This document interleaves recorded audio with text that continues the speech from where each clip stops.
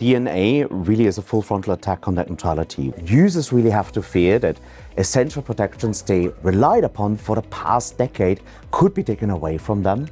And we also fear that there will be an attempt to regulate interconnection, potentially in the form of a dispute resolution mechanism.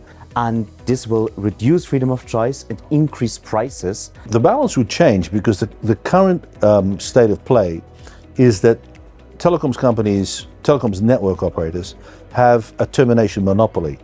They would seek to expand that termination monopoly through this dispute settlement mechanism.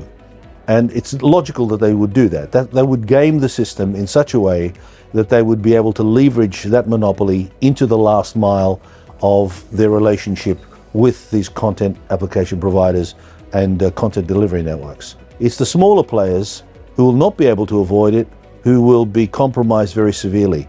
When we talk about what the DNA should achieve, it should not be looking at anything around network fees, interconnection, because the market functions well, it's healthy, it's dynamic, and there are simply no problems.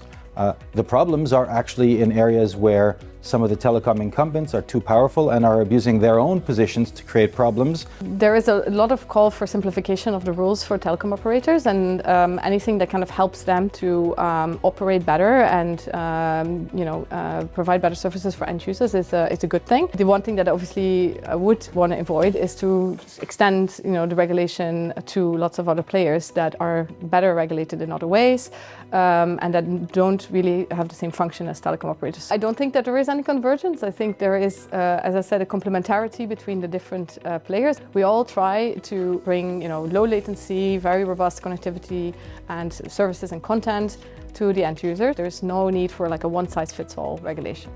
Well, for the European consumers, the DNA needs to deliver something which, until now, we have not seen yet reflected in discussion, which is an actual solution to the problems that consumers are facing on the ground.